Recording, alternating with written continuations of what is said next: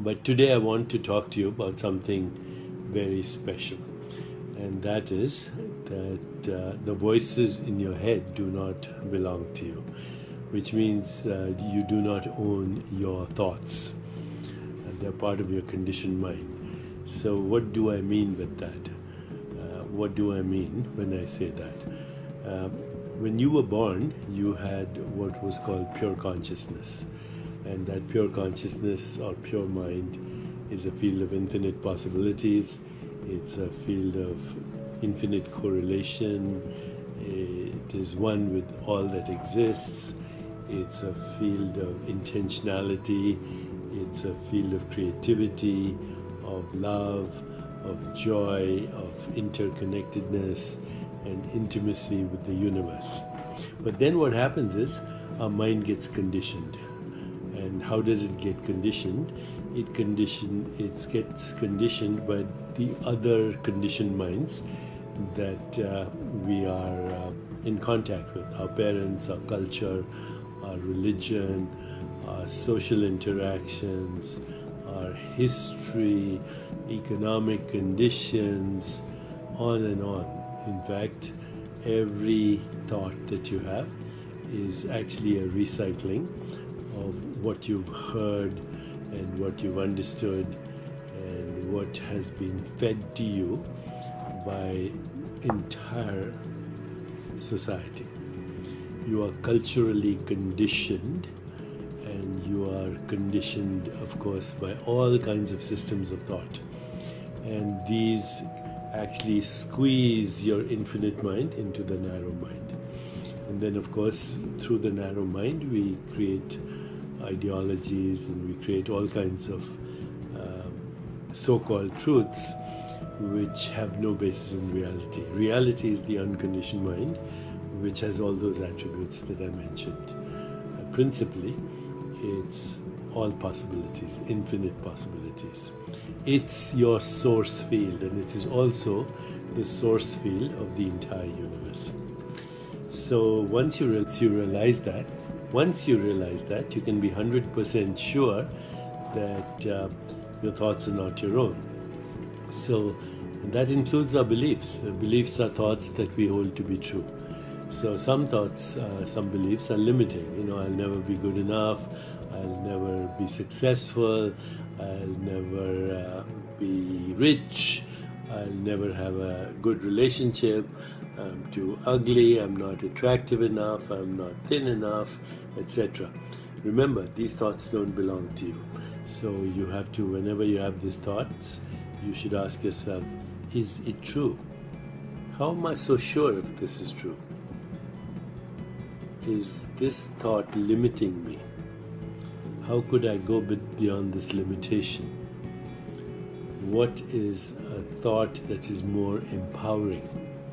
How can I create that thought? Better still, go into the deepest part of your being, which is just silence.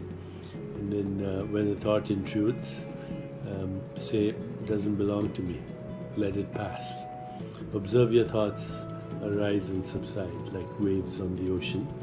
You're not the waves, although you get conditioned by the waves. You're the mighty ocean itself. You're not just a drop in the ocean, you're the ocean in the drop itself. And in the depths of the ocean is infinity. And you are the infinite mind, conditioned through society and culture and religion into the local mind. Okay, is this not enough to convince you that your thoughts don't belong to you? When you take ownership of your thoughts, then you get bamboozled by the hypnosis of social conditioning, by the hypnosis of cultural conditioning. And then there is no originality in that. There's no creativity in that. There's no love in that. It's all conditioned love.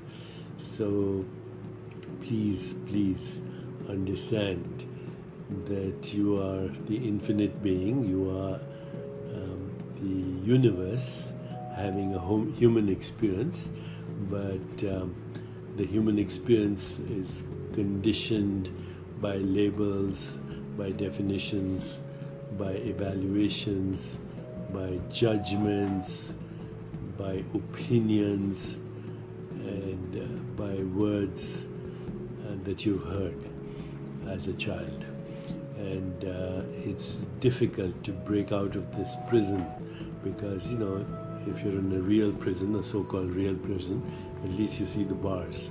In this prison, which is the hypnosis of social conditioning, the hypnosis of cultural conditioning, you are in a prison that has no walls, and therefore you don't realize that you're in a prison, and therefore you have no desire to escape.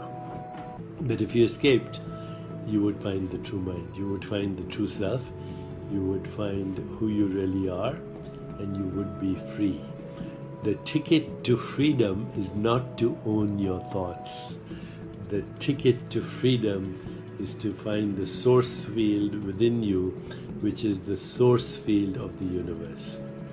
So I like to quote Rumi when he says, Rumi is so great. He says, why do you stay in prison? Why do you stay in prison when the door is wide open? Why do you stay in prison when the door is wide open? Please do not stay in this prison. Ask yourself, who am I in the middle of all this thought traffic? That's what Rumi also says in one of his poems. Who am I in the middle of all this thought traffic? And who you are is the immeasurable potential of all that was, all that is, and all that will ever be. Who you are is not in space and time, but that which experiences space and time. Who you are cannot be imagined, but without which there is no imagination. Who you are is inconceivable, but without which there is no thought and no conception of anything. Who you are cannot be perceived, but without which there is no perception. You are the inconceivable, unimaginable, fundamental reality out of which the whole universe is arising and subsiding as your mind, as your body, and as the universe. That's where you belong, not in time. Not in time. Again, to quote Rumi, he says, this is not the real reality. The real reality is behind the curtain. This is not the real reality. This is not the real reality. The real reality is behind the curtain. In truth, we are not here. This is our shadow. This is our shadow.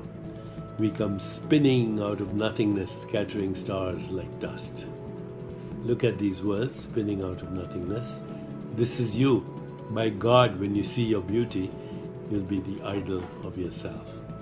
And when you have that total self-knowledge, when you have that total self-awareness, when you have that total self-love, then there is no stopping to what you can think of, what you can dream of, what you can imagine, what you can create, what you can become. But the first thing is, do not be bamboozled by the hypnosis of social conditioning. Do not be bamboozled by the hypnosis of social conditioning. That's where the world is right now, in total chaos, total confusion, fighting, killing, murdering, and all in the name of religion, all in the name of God, all in the name of some ideology, capitalism, communism, socialism. These are all systems of thought that actually prevent you from knowing yourself. And you reinforce these systems of thought by thinking that the voices in your head belong to you. The voices in your head do not belong to you.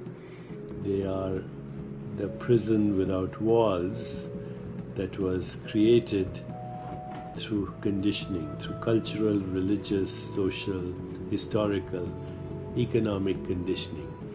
That's what created the conditioned mind. That's what created the fragmented mind.